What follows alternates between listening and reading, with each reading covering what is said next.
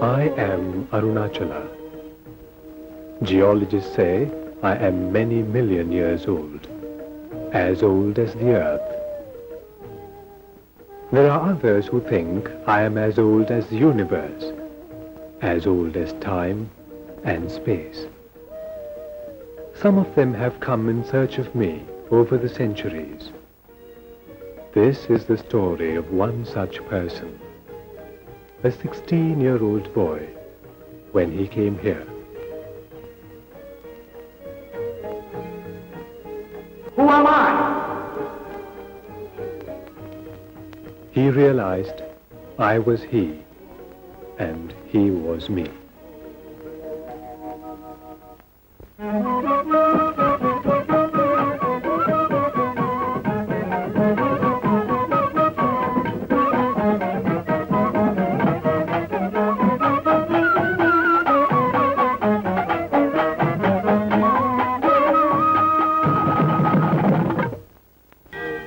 The Tiruvannamalai township and temple are on the foothills of Arunachala in Tamil Nadu.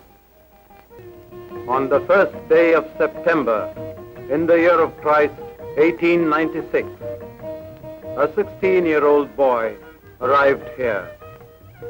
He had come a long way. Arunachala Shiva, Arunachala Shiva.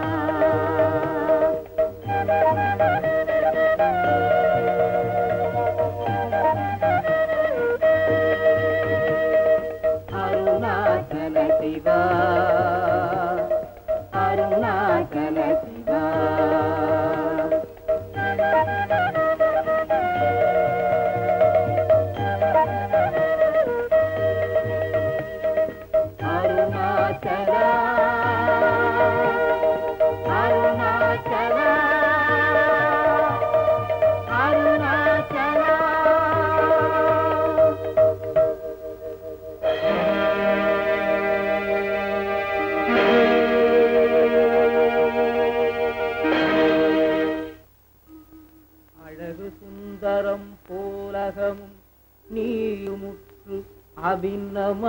அபிநமாயிருப்போம் Arunachala தூய் மனமொழியற் தோயுமுன் மெய்யகம் தோயவே அருளென் Arunachala.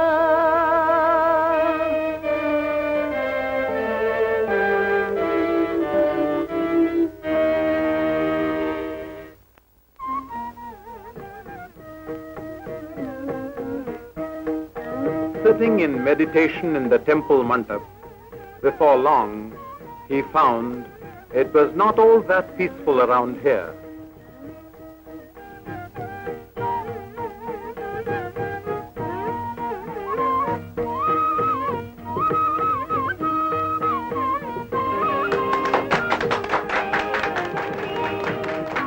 The boy then discovered for himself an underground cellar in the mandap. He sat in this dark hole near the lingam, lost in meditation. When people discovered him several weeks later, he was in bad shape physically, with insects feasting on his body. But he still remained in a trance. He then shifted to several corners of the temple, spending some weeks in each place. He had not spoken a single word to anybody since he had arrived in Tiruvannamalai. However, shortly after he shifted to a small temple on the outskirts of the town, he began to communicate. He wrote out answers to devotees' questions.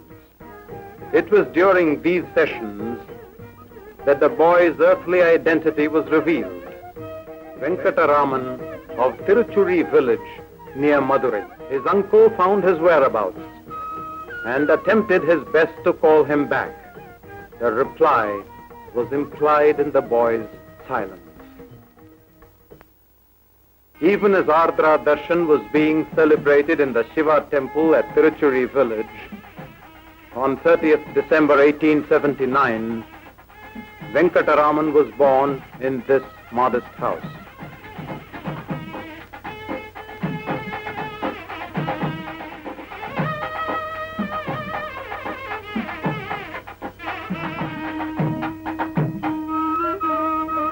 When Venkataraman was hardly 12, his father Sundaramayyar, an unlicensed pleader in the local court, passed away.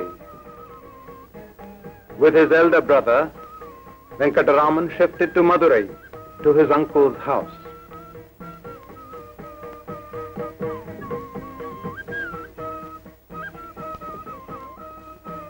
He went to the American Mission High School as an average student with no spectacular achievement, except as a rough and tough sportsman. One day, in 1896, while at home in Madurai, it happened most suddenly. I felt I was going to die. Why I should have so felt cannot now be explained by anything felt in my body. I said to myself mentally, now this has come. What does it mean? What is it that is dying? This body dies. But with the death of this body, am I dead? Is the body I? I feel the full force of my personality and even the sound I within myself, apart from the body. All this flashed before me vividly as living truth. 6 weeks after this death experience, as he calls it, Venkataraman left home, leaving a cryptic note not to search for him. He had dreamt of Arunachala and he wanted to be there, and that is how he had arrived.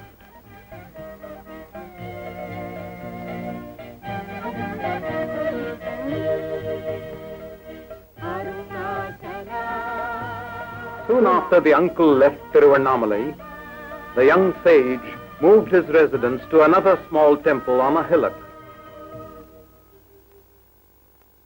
One day, the mother arrived and recognized her child. She remained there for many days, trying to persuade him to come back.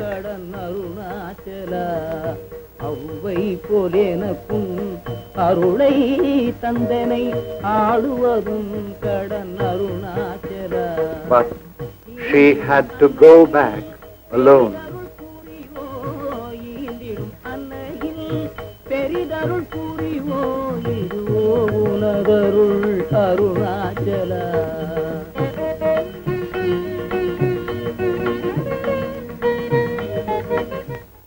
Later, the young sage moved to a tiny cave on the main Arunachala hill, named after Saint Virupaksha, who had used the cave centuries ago.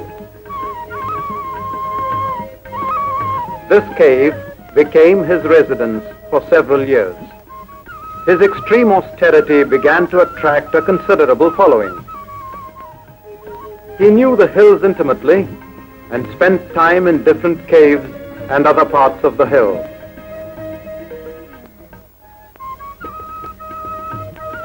For 3 years since his arrival in Tiruvannamalai, he had remained silent. And now a new phase started, when in response to ardent devotees' requests, he began to talk, sometimes giving discourses. Some of the devotees preserved these manuscripts, which were later published in various languages. A renowned Sanskrit poet and scholar, Ganapati Muni, by a sudden instinct, rushed and climbed the hill to meet the young sage of whom he had heard. The meeting and the advice received from the youth deeply touched the scholar.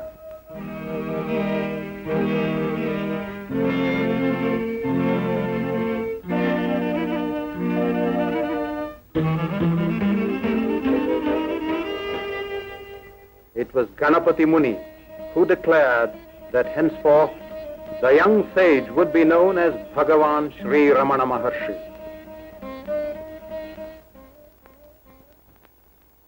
As disciples came from far and near, the word spread.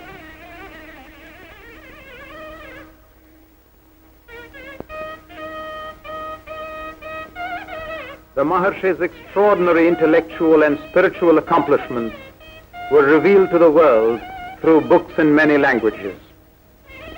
The Maharshi's mother, Alagammal, left her home and surroundings and came to stay with her ascetic son. The devotees got together and built a small room attached to a cave on a higher point in the hill for the Maharshi.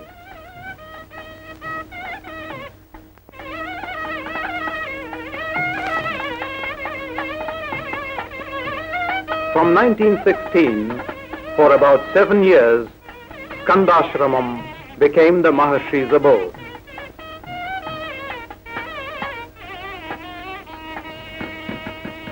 One day, in this ashram room in 1922, the mother was sick. The Maharshi sat by her side the whole day long till the end came.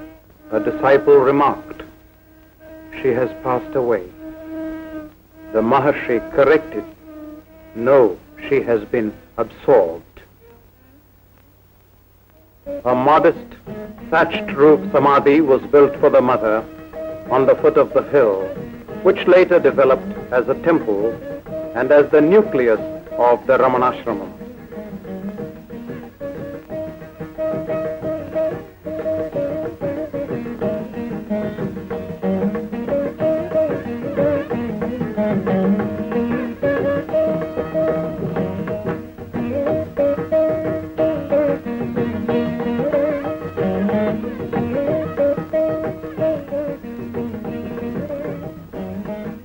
In his eyes, there was no discrimination whatsoever of caste, creed, religion, or race.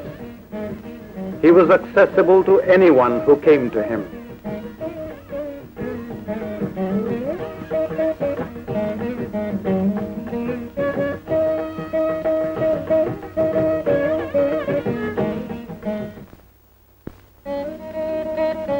Bhagavan Sri Ramana Maharshi's message and teaching is simple and direct. It does, however, need determination and effort. To him, all men are already realized souls. You have to merely remove the ignorance of not knowing yourself. The realization of the self, which is distinct from the body and the ego, can be achieved here and now by unswerving self-inquiry with the question, "Who am I?" There is no presupposition regarding the answer. The question, asked in right earnestness over a period of time, leads to realization. The Maharshi had less use for theoretical abstractions. As you cannot learn swimming by postal tuition, you cannot pursue spiritual inquiry by philosophical conceptualization. It has to be by direct practice of self-inquiry, leading to an experiential understanding of reality. The Maharshi arrived at such an understanding without the influence of textbooks, old or new. If his teaching was identical with the non-dualist theories of ancient rishis, it is not because of their influence, but because he discovered them through his own experience.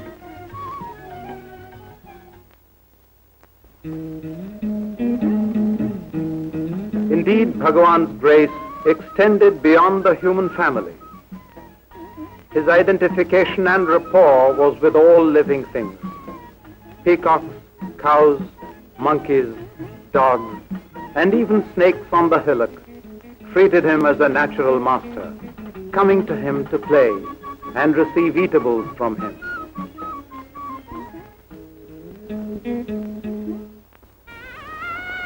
In 1949, the Maharshi's physical condition began to deteriorate. He underwent an operation for tumor, which was found to be malignant. The Maharshi never asked for treatment. but allowed his disciples to have their own way. In spite of excruciating pain, he remained smiling and calm.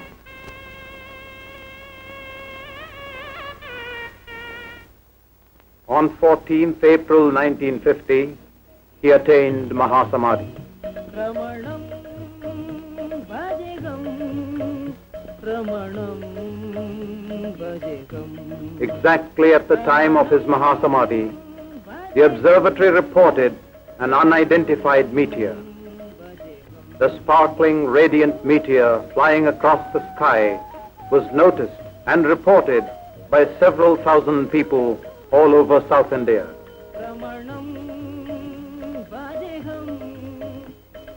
He had laughed and said, But if you cease to identify yourself with the body and realize the true self, this confusion will vanish. You are eternal, and others also will be found to be eternal. Until this is realized, there will always be grief due to false values. Yet people cried, Ramanam bhajegam, Ramanam bhajegam, Ramanam bhajegam. to his devotees, he is still very much there in the ashram. His presence is deeply felt. Arunachala Shiva, Arunachala Shiva, Arunachala Shiva, Arunachala, Arunachala Shiva, Arunachala Shiva, Arunachala Shiva, Arunachala.